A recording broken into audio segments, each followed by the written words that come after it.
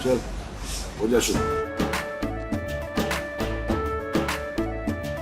केसरिया से मन जोगी हुआ रे, दिल झूमे देखो पतवारा हुआ रे, दिल झूमे देखो पतवारा हुआ रे। हर पल मनाओ केसरी त्योहार। विमल, बोलो जुबान Kesari. India hit out to Pakistan and China for mentioning Jammu and Kashmir in their joint statement. This is being attributed to the Ministry of External Affairs, and in the statement, the MEA spokesperson Randhir Jaiswal has said that we have noted unwarranted references to the Union Territory of Jammu and Kashmir in the joint statement between China and Pakistan on June 7th, and we categorically reject such references. Our position on the issue is consistent and well known to the concerned parties. The Union Territory of Jammu and Kashmir and the Union Territory of Ladakh have been, are, and will always remain integral and inalienable parts of India. No other country has the locus standi to comment on the same. This is, in fact, Gursimran joins us live from Jammu, given the fact that this is about Jammu and Kashmir. The joint statement between China and Pakistan also mentioned activities and projects under the China-Pakistan economic corridor.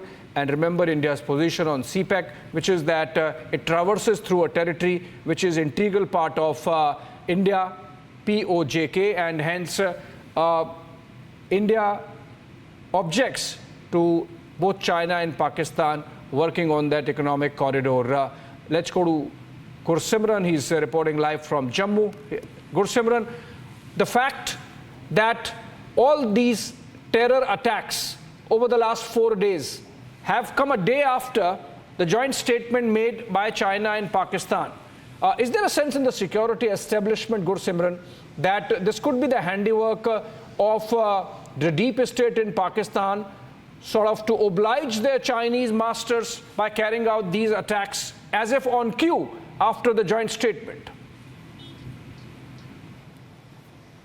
Abhishek, there is not even an iota of doubt to it, because we have seen this happening when it comes to the Jammu and Kashmir. See, if we speak of the terror attacks on rise in Jammu region, it all started after the India's build-up in the Galwan. Soon after the Galwan incident, we saw India's mirror deployment in the Galwan. And what was done? One thing was done. It was the RR battalion, RR unit battalion that was moved from the Rajouri Poonch towards the LAC. And since then, we have seen that how Pakistani terrorists have put their entire focus into the Pir Panjal region. And what we got to know a couple of years ago from the sources, that it was the China that wanted India to be distracted from their mirror deployment in the Galwan, and that's why it not only promoted but also provided with the equipments, the weapons to the Pakistani side so that they can destabilize Jammu and Kashmir. Apart from this, we have also seen that how Pakistan has been continuously getting the supplies of the Chinese arm and ammunition time and again, that they push their terrorists into the Indian territory. And now this statement of the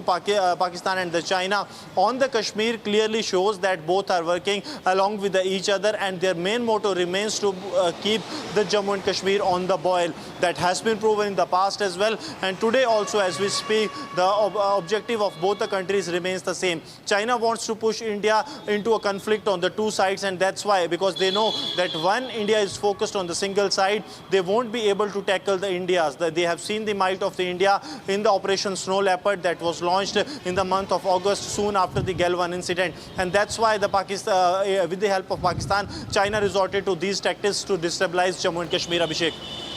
Also, Gursimran, the fact that this increase in terror activities in Jammu seems to be happening after the exchange of pleasantries between Prime Minister Modi and the President of Taiwan, and then China objecting to it.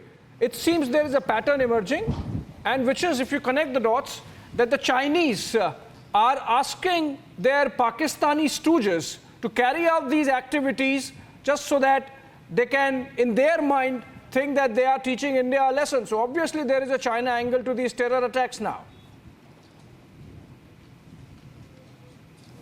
There is absolutely no doubt, because we have seen what has happened in the recent past, and yes, there is absolutely a Chinese hand. See, Pakistan cannot dare and they have seen if they dare to, what will be the reply. So it is on the behest of the China they are doing so, because what has happened, see, it all comes under the Northern Command. They want to keep the Northern Command of the Indian Army occupied at the two fronts. Abhishek, what was happening in the 2020, that soon after the Galwan, we have seen the mirror deployment that was taking place, and also the entire focus was on the Chinese border. But then happened these kind of attacks when the groups are sent, targeted the forces in the Rajouri and the Poonch, so that there is a multi-dimensional approach of the Indian Army, and what China wanted, that the Indian Army should not be focused at least only on us, and that's why it was done to divide their focus of the Indian Army. Though the army remains firm on their stand, and the China was taught a befitting reply when the Operation Snow Leopard took place, and the India showed China what actually the army is. But yes,